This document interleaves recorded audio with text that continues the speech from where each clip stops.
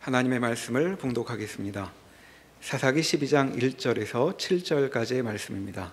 구약성경 382면 어간에 있습니다. 사사기 12장 1절에서 7절까지의 말씀을 봉독하겠습니다.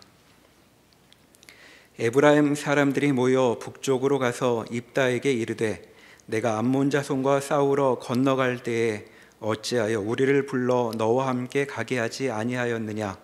우리가 반드시 너와 내 집을 불사르리라 하니 입다가 그들에게 이르되 나와 내 백성이 암몬 자손과 크게 싸울 때에 내가 너희를 부르되 너희가 나를 그들의 손에서 구원하지 아니한 고로 나는 너희가 도와주지 아니하는 것을 보고 내 목숨을 돌보지 아니하고 건너가서 암몬 자손을 쳤더니 여호와께서 그들을 내 손에 넘겨주셨거늘 너희가 어찌하여 오늘 내게 올라와서 나와 더불어 싸우고자 하느냐 하니라.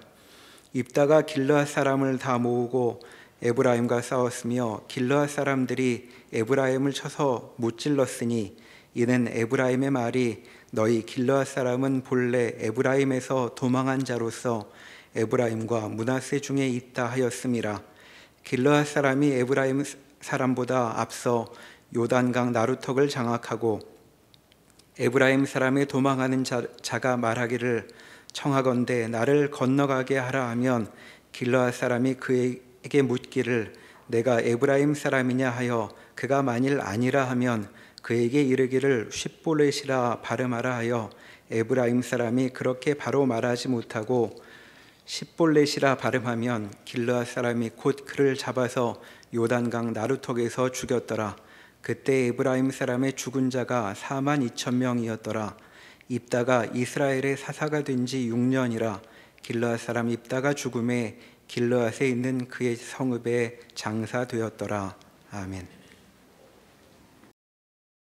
오늘 본문 말씀을 보면 입다가 암몬과의 전쟁 이후에 승리하였지만 그 승리의 기쁨을 오래 나누지 못한 이유가 나오고 있습니다. 그것은 에브라임 사람들이 와서 시비를 걸었고 또 그 일로 인하여서 같은 동족끼리 전쟁을 해야 하는 비극적인 일이 벌어졌기 때문에 그렇습니다. 사사기 저자는 이 동족끼리의 비극을 아주 상세하게 기록을 해두고 있습니다. 사실은 상당히 수치스럽고 드러내기 어려운 사건인데 사사기 저자가 이와 같은 내용들을 성경으로 잘 기록하고 있는 것은 무엇을 우리에게 전하려고 하는 의도가 있을까? 이 불행한 역사 속에서 무엇을 보게 하려는 생각을 가지고 있는가라고 하는 생각들을 해보게 됩니다. 그 질문을 머리에 담아두고 오늘 본문 말씀을 통해서 그 답을 하나씩 찾아보도록 하겠습니다. 암몬과의 전쟁에서 승리한 입다와 길르앗 사람들을 에브라임이 찾아옵니다. 찾아와서 하는 이야기가 너희가 암몬과 전쟁을 갈 때에 왜 우리를 부르지 않았느냐, 왜 도와달라고 얘기하지 않았느냐, 이렇게 트집을 잡습니다. 그리고 하는 말이 이 일로 인하여 너와 내 집을 다 불사르겠다라고 하는 협박까지 하게 됩니다. 그러나 사실 에브라임의 이 같은 말은 억지입니다. 왜냐하면 입다가 이야기하고 있듯이 전쟁에 나갈 때에 입다는 에브라임에게 도움을 요청했습니다. 그러나 본인들이 스스로 거절하고 가지 않고는 이제 와서 이러한 시비를 거니 입다 입장에서는 이해하거나 받아들일 수 없는 상황이 되었습니다. 그러면 왜 에브라임은 이 같은 억지를 부리고 있는가? 에브라임은 가나안 땅 분배를 요단 서편 중부 지역을 받았습니다. 그 땅은 매우 비옥하고 굉장히 아름다운 땅입니다. 그 땅에 정착하여 살면서 경제적 부를 이루게 되고 또 그 경제적 부가 에브라임 지파의 힘이 되어서 이스라엘 내에서는 그래도 에브라임 지파가 유력한 행사를 할 수 있는 그런 지파가 되었습니다. 그러나 암몬과의 전쟁에서 승리한 이 길르앗 사람들에게 어떤 정치적 입지나 또 경제적 유익을 통하여서 이러한 유력했던 그 무게 중심이 넘어갈까봐 이를 미연에 방지하기 위하여서 이렇게 한 것이 아닌가라고 하는 생각들도 해보게 됩니다. 입다는 이러한 에브라임의 처사를 받아들일 수 없어서 전쟁을 선포하고 에브라임과 싸우게 됩니다. 생각보다는 전세가 길르앗에게 유리하게 돌아갔고 또 에브라임은 패색에 짙어 도망가야 할 상황에 처하게 됐습니다. 말씀드린 대로 에브라임 지파는 요단 건너편 서쪽이기 때문에 이제 도망을 가려면 요단강 나루턱에서 배를 타고 자기 집, 자기 지역으로 가야 하는데 길르앗 사람들이 이 요단강 나루턱을 미리 선점하고는 여기에서 이 강을 건너는 사람 중에 에브라임 사람들을 선별해냅니다. 그 선별해낸 방법은 그 지파 간에 있었던 독특한 발음 차이를 활용한 것인데요. 오늘 말씀에서 보았듯이 그 흐르는 하수라고 하는 의미가 있는 쉿볼렛이라고 하는 이 말을 시켜서 하면 통과이고 하지 못하고 쉿볼렛 이렇게 얘기하면 이 사람은 에브라임 사람이구나 이렇게 구별해내서 죽이게 된 겁니다. 제가 한 발음은 전혀 다르지 않은가 보죠. 별로 이렇게 구분을 잘 못하는 것 같은데 우리 이해로는 쌀, 살 이런 식으로의 발음 차이가 있었다 이렇게 이해를 하시면 됩니다. 이때 죽은 에브라임 사람들이 42,000명이었습니다. 민수기 26장에 보면 이스라엘 각 지파에 대한 인구 통계 조사가 나오는데 그 당시에 에브라임 지파에서 전쟁에 나갈 수 있는 건장한 남자의 수가 32,500명이었습니다. 시간이 흘렀고 인구가 증가했다 이러한 요인까지 다 감안하더라도 길르앗과의 싸움에서 42,000명이 죽었다라고 하는 것은 유력한 지위를 행사하던 에브라임 지파의 뿌리가 흔들릴 만큼의 치명타를 입었다라고 볼 수도 있게 되는 것입니다. 사사기 저자가 이 같은 내용을 기록하고 있는 것은 에브라임처럼 억지를 부리면 안 된다라거나 아니면 어려운 형제를 도와주어야지 그렇게 자기 이익 때문에 협박해서는 안 된다 이런 걸 말하려고 하는 것이 아닙니다. 사사기 저자는 동족끼리 싸우게 되는 이 불행한 원인이 어디에 있는가라고 하는 것을 밝히고자 하는 것입니다. 사사기 저자는 동족끼리의 이 전쟁을 통하여서 이들이 이 전쟁을 한 이유는 결국 그들에게 왕이신 하나님이 없기 때문이다. 결국 사사시대를 관통하는 자기 소견에 옳은 대로 행하는 자들의 모습이 이런 불행한 역사를 만들어내는 것으로 귀결되었다라고 하는 이야기를 하고 있는 것입니다. 사사기 저자는 입다와 길르앗이나 에브라임 사람들 그 누구도 하나님 앞에 온전히 서 있지 못함을 지적하고 있고 더 나아가서는 이스라엘 전체가 부패하여서 하나님을 버리고 있다는 이 사실을 지적하고 있는 것입니다. 지금 길르앗 사람들이나 에브라임 사람들 그 누구도 하나님께 묻거나 또 하나님의 뜻을 구하는 모습을 전혀 보이지 않고 있습니다.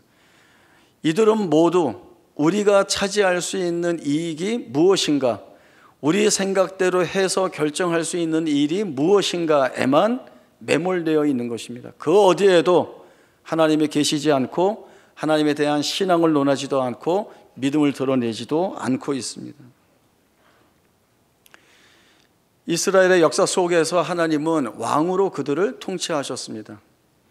이스라엘 역사를 시대별로 나누어 보면 족장시대, 모세시대, 사사시대 이렇게 나누어 갈 수 있습니다. 모든 시대마다 하나님이 왕으로서 이스라엘을 통치하셨습니다. 모세를 통하여서 통치하셨고 또 사사를 통하여서 통치하셨고 선지자들을 통하여서 통치하셨습니다. 물론 겉으로 볼 때에는 모세가 통치하는 것 같고 사사와 선지자가 통치하는 것 같지만 그들을 세우시고 그들의 배후에서 가장 중심을 잡는 부분은 하나님이셨기 때문에 이스라엘의 왕은 하나님이시다라고 하는 이 사실은 흔들림이 없는 진리였습니다. 이것이 바로 신정 통치입니다. 하나님이 왕이 되어 그 나라와 백성을 다스리는 것입니다. 그러나 이스라엘 백성들이 어느 순간에 어떤 이유를 들어서 왕을 요구하는 왕정 시대로의 전환을 꾀하게 됩니다. 우리에게도 왕을 세워서 이 왕이 우리를 통치하게 해달라는 요구를 하고 있는 것이죠. 그 말씀을 한번 찾아보겠습니다. 사무엘상 8장 1절에서 9절까지의 말씀입니다. 사무엘상 8장 1절에서 9절까지의 말씀 제가 읽습니다. 사무엘이 늙음에 그의 아들들을 이스라엘 사사로 삼으니 장자의 이름은 요엘이요 차자의 이름은 아비아라. 그들이 부엘세바에서 사사가 되니라. 그의 아들들이 자기 아버지의 행위를 따르지 아니하고 이익을 따라 뇌물을 받고 판결을 굽게 하니라. 이스라엘 모든 장로가 모여 라마에 있는 사무엘에게 나아가서 그에게 이르되 보소서 당신은 늙고 당신의 아들들은 당신의 행위를 따르지 아니하니 모든 나라와 같이 우리에게 왕을 세워 우리를 다스리게 하소서 한지라. 우리에게 왕을 주어 우리를 다스리게 하라 했을 때에 사무엘이 그것을 기뻐하지 아니하여 여호와께 기도하며 여호와께서 사무엘에게 이르시되 백성이 내게 한 말을 다 들으라. 이는 그들이 너를 버림이 아니요 나를 버려 자기들의 왕이 되지 못하게 함이니라. 내가 그들을 애굽에서 인도하여 낸 날부터 오늘까지 그들이 모든 행서로 나를 버리고 다른 신들을 섬김같이 내게도 그리하는도다. 그러므로 그들의 말을 듣되 너는 그들에게 엄히 경고하고 그들을 다스릴 왕의 제도를 가르치라. 자, 사무엘 선지자가 나이 들어 늙게 되자 그의 아들들을 사사로 세우지만 이 아들들이 사사의 책임을 잘 감당하지 못하게 됩니다. 이를 빌미로 이스라엘 장로와 백성들이 사무엘 선지자에게 우리에게도 다른 나라처럼 왕을 달라라고 하는 요구를 하고 있는 것입니다. 하나님이 이 이스라엘 백성들의 요구를 통하여서 그들이 정확히 원하고 있는 것이 무엇인지를 꿰뚫어 보고 계십니다. 하나님이 사무엘 선지자에게 주신 말씀처럼 그들이 나를 버려 자기들의 왕이 되지 못하게 하려고 자기들이 원하는 왕을 요구하고 있는 것이다. 이렇게 말씀을 하고 계시는 것입니다. 이스라엘 백성들이 원하는 왕은 어떤 왕입니까? 같은 사무엘상 8장 19절과 20절에 보시면 나와 있습니다. 제가 읽습니다.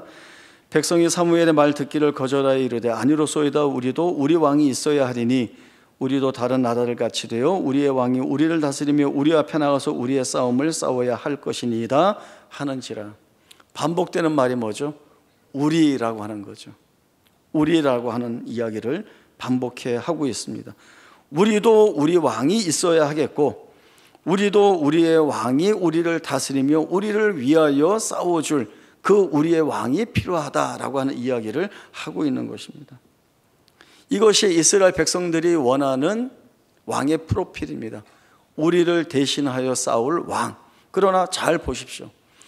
하나님이 언제 이스라엘을 위하여 안 싸운 적이 있으셨습니까? 없습니다. 항상 싸우셨습니다. 그리고 이스라엘은 하나님 없이 싸워서 승리한 적이 있었습니까? 한 번도 없었습니다. 모든 전쟁에 하나님이 주체가 되시고 주도권을 가지시고 이스라엘을 위하여 싸우셨고 그 싸워 이기신 전쟁의 모든 승리의 결과들을 이스라엘에게 그대로 다 주셨습니다. 그러니 이스라엘 백성들이 우리를 대신하여 싸울 왕이 필요하다는 것은 결국 핑계거리라는 거죠. 그러면은 무엇을 의미합니까? 이스라엘 백성들이 원하는 왕은 우리 마음대로 하는 것을 내버려 두는 왕이 필요한 겁니다. 그리고 우리가 하고 싶은 대로 하는 것을 막지 않고 내버려 두는 왕이 필요하다는 것이죠. 그런 왕을 우리가 세워서 우리의 삶을 그 왕의 모습에 투영해내는 겁니다. 그게 결국 뭐죠? 하나님이 우리의 왕이 아니라 내가 왕이 되겠다는 것. 이것이 이스라엘 백성들이 탐욕스럽게 가지고 있는 그들의 욕망의 모습인 것입니다. 그러나 이스라엘 백성들이 가장 중요한 것을 놓치고 있습니다. 자기들이 하나님을 버리고 왕이 되어서 아무리 풍족하고 넉넉하고 부유하고 아무 근심이 없고 불평이 없고 원만한 삶을 산다 하여도 그 삶의 자리에 그들의 살아갈 날들에 하나님이 계시지 않는다고 한다면 그것은 망한 삶이라고밖에 할 수 없습니다. 아무리 넉넉해도요, 아무리 근심이 없어도요, 아무리 부족한 것이 없어도 거기는 부족한 자리이고 모자란 자리이고 가질 수 없는 자리인 것입니다. 망할 수밖에 없는 자리라고 말할 수밖에 없습니다. 우리는 그것을 출애굽 1세대에서 이미 보았습니다. 하나님께서 가나안 땅을 주시겠다는 그 약속을 경시하고 멸시한 자들이 바로 출애굽 1세대들입니다. 그들은 가나안 땅 필요 없다고 했습니다. 차라리 애굽에 돌아가서 노예로 사는 것이 훨씬 편하다고 얘기했습니다. 그것은 애굽으로 돌아가는 것만의 문제가 아니라 하나님을 멸시하고 하나님을 경시하였다는 것, 그 자체가 불순종이고 부패한 죄입니다. 이러한 자들에게 하나님의 광야 40년의 심판을 주셨죠. 광야 40년이라고 하는 것은 이스라엘 전체로 볼 때에는 하나님의 말씀에 순종하는가 순종하지 않는가를 시험하는 자리이고, 그리고 그곳에서 겸손하게 하나님의 말씀을 붙들고 살아 언약 백성된 책임을 다하게 하는 그 훈련의 장이 바로 이 광야 40년입니다. 그러나 변하지 않고 바뀌지 않는 출애굽 1세대에게 광야 40년은 하나님이 약속하신 가나안 땅에 들어가지 못하기 때문에 그 광야에서 죽어 썩어야 되는 그 시간이 바로 이 광야 40년인 겁니다. 출애굽 1세대가 다 죽고 나서야 하나님은 남아있는 2세대를 데리고 가나안 땅을 정복하기 위하여 다시 일어나 그 길을 가십니다. 출애굽 2세대는 결국 누구입니까? 그냥 그 다음 세대만을 뜻하는 것이 아니라 사람이 떡으로 사는 것이 아니요 여호와의 입에서 나오는 말씀으로 사는 줄을 믿는 세대들, 그리고 하나님을 붙들고 산다고 한다면 아무리 생존이 희박하고 살기 어려운 광야의 자리에서, 그것도 짧지 않은 40년의 세월을 살았지만 하나님이 붙들고 계시다면 우리가 입었던 의복이 헤어지지 아니하고 우리의 발이 부르트지 않는다를 믿는 세대들, 바로 그 세대들과 하나님이 이 일을 하신다라고 하는 겁니다. 이 세대들은 결국 누구입니까? 하나님을 왕으로 고백하고 왕으로 섬기는 자들입니다. 그런 자들이어야 하나님이 이들과 이 일을 하시고 하나님의 역사를 이루어 내신다는 것입니다. 그러면 가장 중요한 이 자리에서 우리가 우리 스스로에게 던질 질문이 있습니다. 우리에게 왕은 누구입니까? 이스라엘 백성들은 하나님 예배했습니다.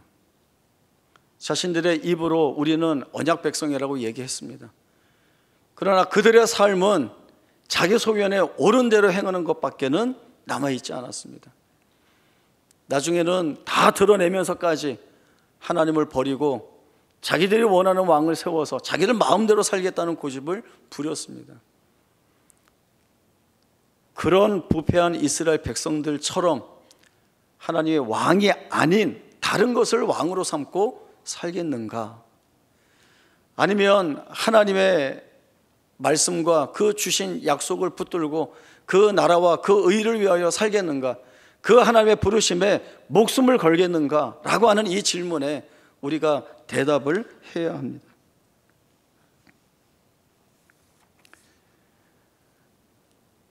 하나님이 이스라엘을 위하여 사사를 세우십니다. 그러나 이스라엘의 진정한 사사는 바로 하나님 자신이십니다. 이스라엘 백성들은 하나님을 버려 자기들의 왕이 되지 않게 하려 하지만, 그러나 이스라엘의 왕이심을 이 하나님이 포기하지 않고 계십니다. 그런 왕이신 하나님이 우리의 삶에서 만들어내시는 무수히 많은 역사들이 있고 그 역사 속에 담아놓으시는 은혜들이 있는데, 우리는 그 가운데서 어떤 고백을 드러내며 살아야 하는가? 어떠한 상황에서든 감사와 찬송밖에는 없다라고 하는 생각을 해보게 됩니다. 왜냐하면 왕이신 하나님이 만들어내시는 역사를 우리의 삶에 뒤덮어 주시기 때문에 그렇습니다. 우리는 살아가면서 평안을 누릴 때가 있습니다. 또 하나님이 부어주신 것으로 인하여서 부족하지 않고 넉넉하게 살 때도 있습니다. 몸이 건강할 때도 있습니다. 그러면 이 모든 것들이 내가 만들거나 또 내가 세운 것들이 아니라는 사실을 잘 알고 하나님이 허락하셨음을 알고 그 하나님께 감사드리고 그리고 하나님이 내가 가진 것으로 쓰시고자 하는 것에 마음대로 쓰실 수 있도록 자신의 삶을 드려야 하는 것입니다. 거기에서 감사와 찬송이 나오게 되죠. 반대로 우리는 살아가면서 때로는 말할 수 없는 아주 큰 환난과 시련을 겪을 때가 많이 있습니다. 내가 아무것도 할 수 없어서 가장 고통스럽고 곤혹스러운 때가 얼마나 많이 있는지 모릅니다. 그러면 힘들고 고통스럽고 불행하다는 생각에 푸념이나 아니면 낙심이나 절망의 비명만 드러내고 살 것인가?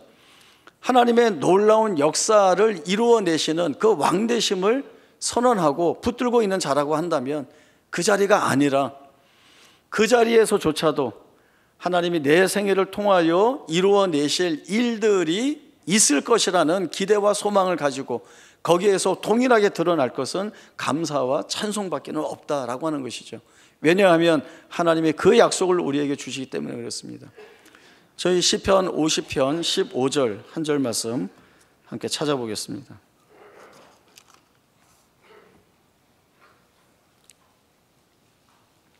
시편 50편 15절 말씀 함께 읽어보겠습니다. 시작.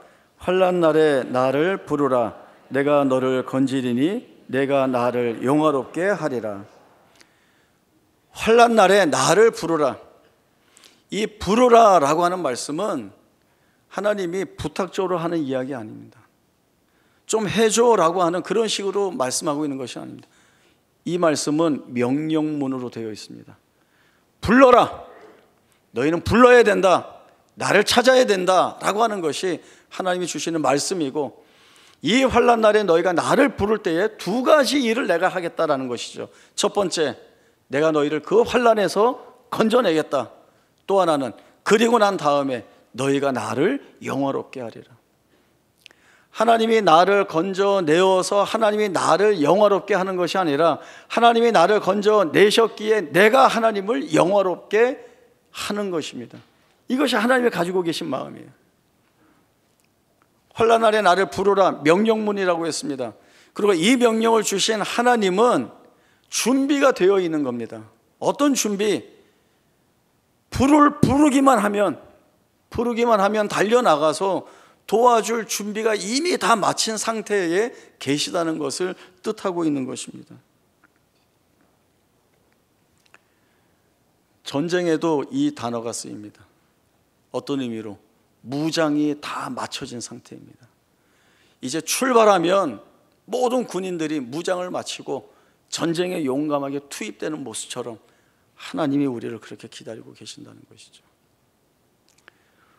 구약의 역사 속에서 하나님이 내내 말씀하시는 것은 너희가 누구를, 무엇을 힘으로 삼을 것이냐, 결국 이 말은 너희에게 왕은 누구냐라고 묻는 겁니다.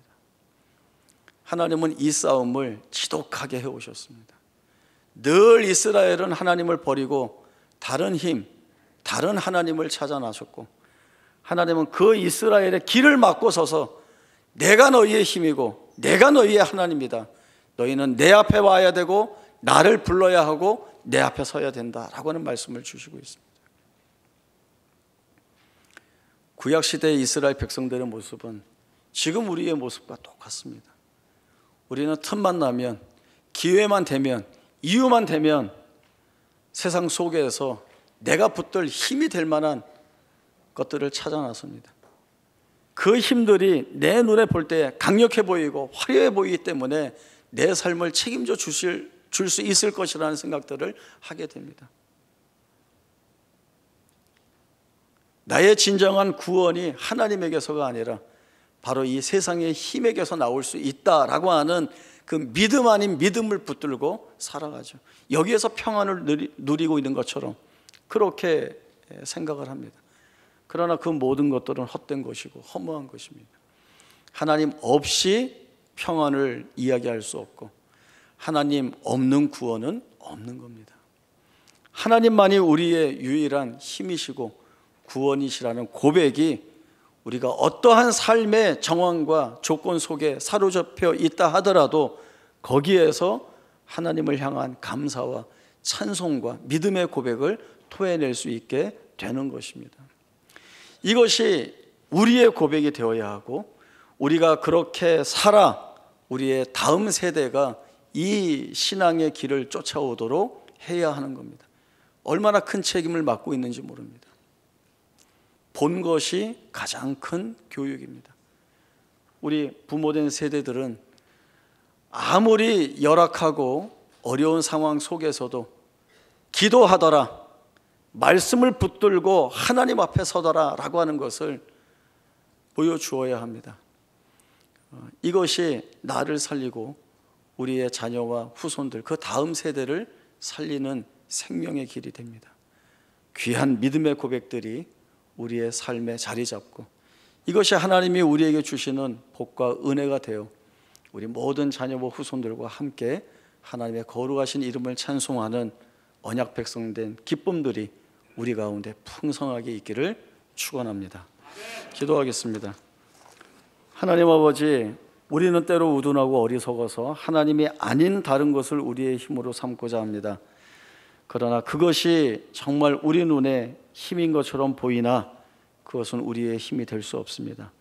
우리의 진정한 사사가 되시고 우리의 진정한 왕이 되시는 분은 여호와 하나님 한 분 외에는 없습니다. 환난 날에 나를 부르라 라는 명령을 주시고 그 부를 때에 내가 너희를 구원할 것이고 내가 나를 영화롭게 하리라 라는 이 시편 저자의 고백을 오늘 우리의 고백으로 삼아 우리가 어떤 자리에서든 어떤 정황에서든 어떤 조건 속에서든 우리의 왕이신 하나님을 붙들고 그 하나님이 만들어 가시는 놀라운 기적의 역사 속의 주인공이 되어 그 하나님과 동행하는 복과 은혜를 누리는 우리 모두가 되도록 하나님 축복하여 주시고 은혜를 허락하여 주옵소서. 거룩하신 예수님의 이름으로 기도하옵나이다. 아멘.